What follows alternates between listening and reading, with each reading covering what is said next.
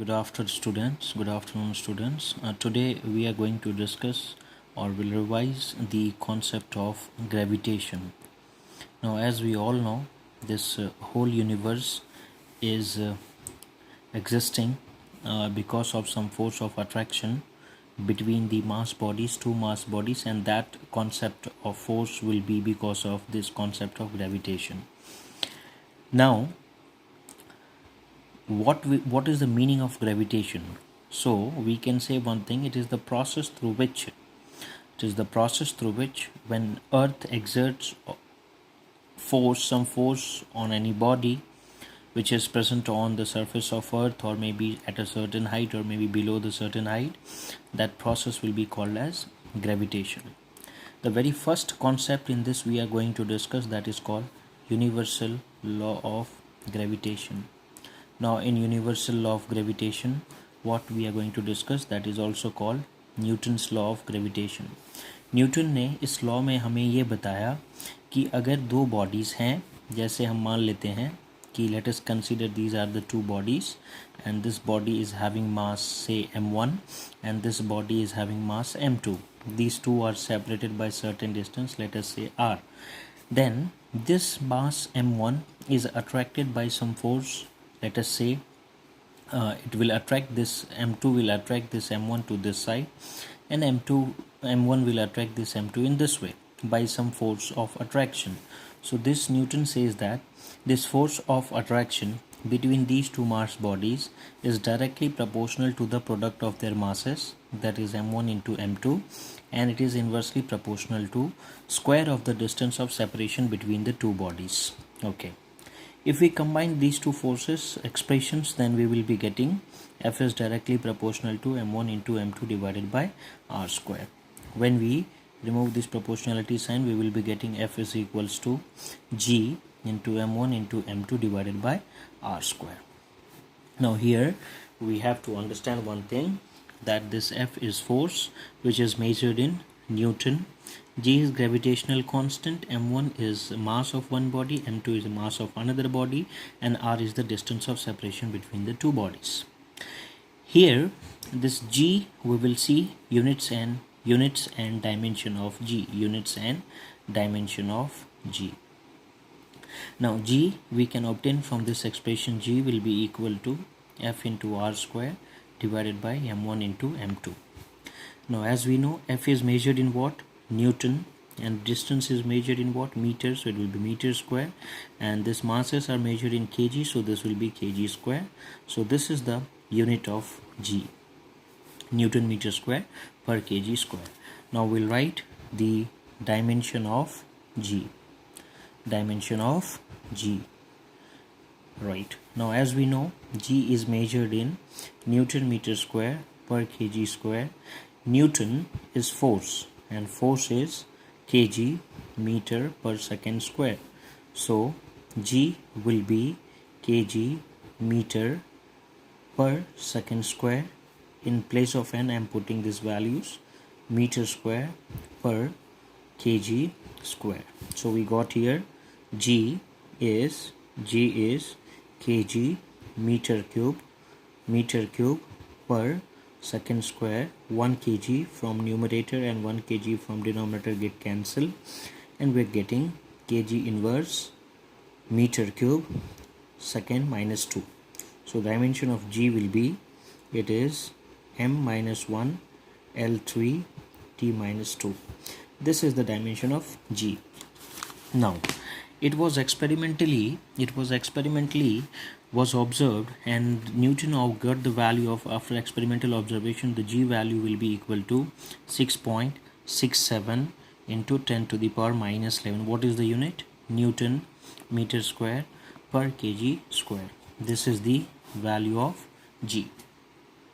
So what we discussed here, we discussed gravitational force. So gravitational force is always between the two bodies, is always equal to G into m1 into m2 divided by r square. Now here we will see some properties of gravitational force. Number one property is very important property, that is gravitational force is always attractive in nature, that is always attractive in nature, and it is independent of medium between the two particles, between the two particles. इसका मतलब क्या है? Between independent of medium का मतलब क्या है? जैसे यहाँ पे हमने मान लेते हैं फ्री स्पेस है, let us say that here medium is free space. अगर आप इसके बीच में कुछ दूसरा मीडियम ले लेते हैं, समझ लीजिए कि हमने ये पेन रख दिया, एक मीडियम दूसरा आ गया. So if you insert any physical medium between these two mass bodies, then also the gravitational force is not going to change. Whereas if we talk regarding electrostatic force of attraction, then that will change, that we know very well. But here it is not going to change because this gravitational force is independent of medium.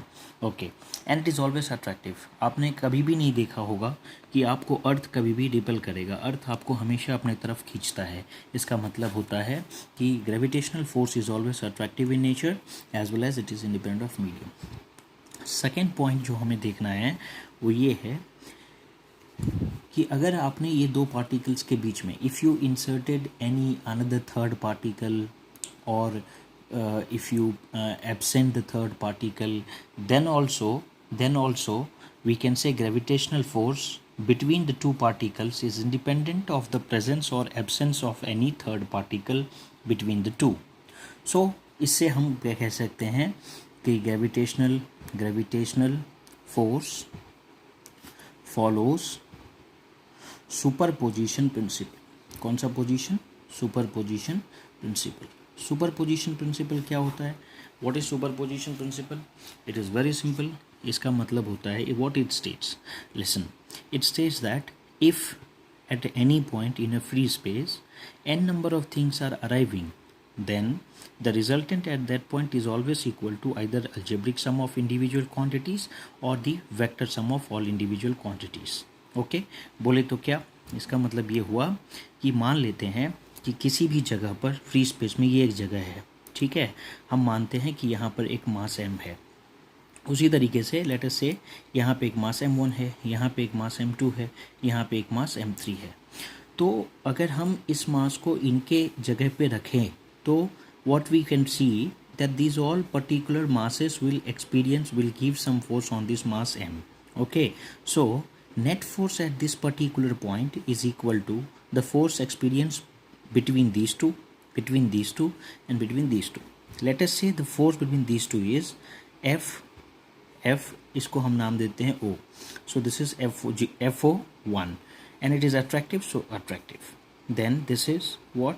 FO2 and similarly ये क्या हो गया? FO3. अच्छा, इन दोनों के बीच में कुछ डिस्टेंस है that is called R1 radial vector. This is RO2, this is RO3. तो इस जगह पे कितने फोर्सेस इंडिविजुअली एक्ट हो रहे हैं? 3, 1, 2, 3, तीनों के वजह से. तो सुपरपोजिशन क्या कहता है कि किसी भी जगह पे एक समय में अगर एक से ज़्यादा चीज़ें उस जगह पे आती होती है तो उस जगह पे जो रिजल्टेंट होगा वो सभी का सम होगा. If it is a vector quantities individuals then it will be vector sum. If it is algebraic then it will be algebraic sum. Okay, so here we can write net force is equal to F01 plus F02 plus F03. Okay, now what is F01?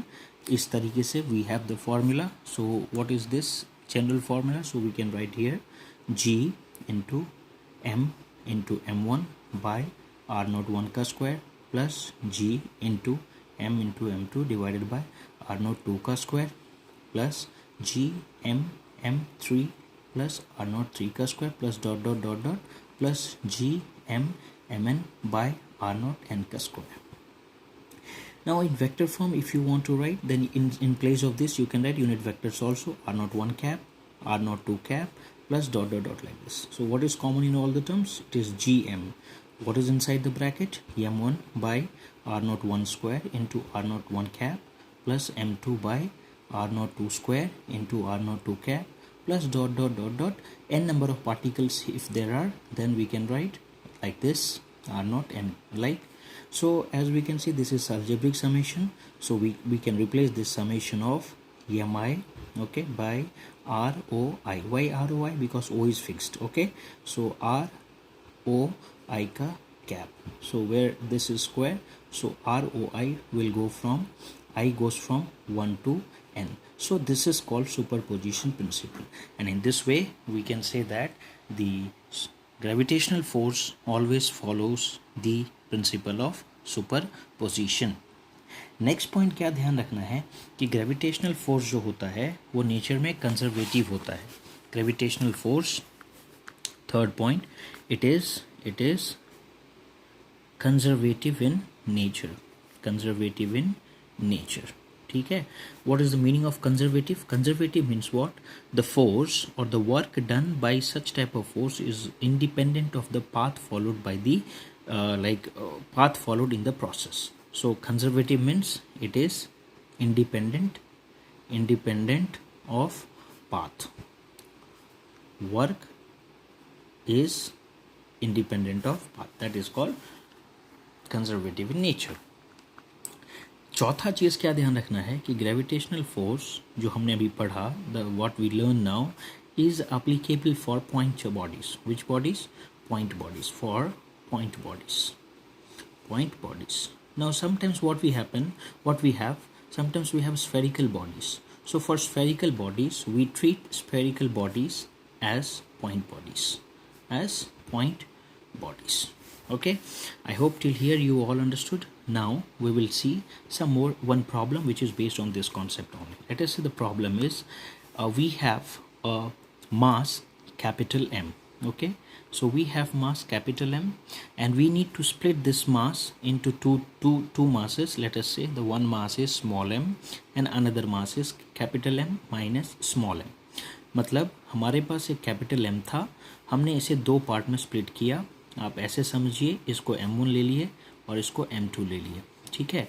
अब M1 में से अगर M को हमने small m में divide किया तो बचा हुआ M माइनस M ही होगा, तो ये M2 हो गया, ठीक है.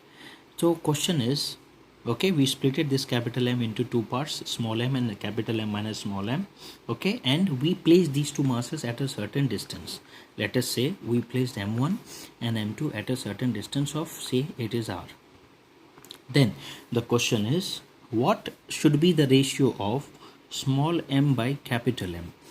मतलब अगर हमने इसको दो पार्ट में डिवाइड किया और R डिस्टेंस पे सेपरेट किया तो इसकी रेशियो कितनी होनी चाहिए so that F gravitational is maximum. F maximum होना चाहिए. F value should be maximum. Okay, so okay, we'll do one thing. First, as by gravitational law we know that F is equal to G into M1 into M2 by R square. Okay, so it is inverse square law, follows inverse square law also. बोले तो जैसे जैसे दूरी दो bodies के बीच में बढ़ती जाएगी, as we keep the two bodies away from each other, the force of attraction will keeps on decreasing. Whereas if we bring the bodies near to each other, then it will keeps on increasing. Okay. For maximum force, we have one condition. What is that condition?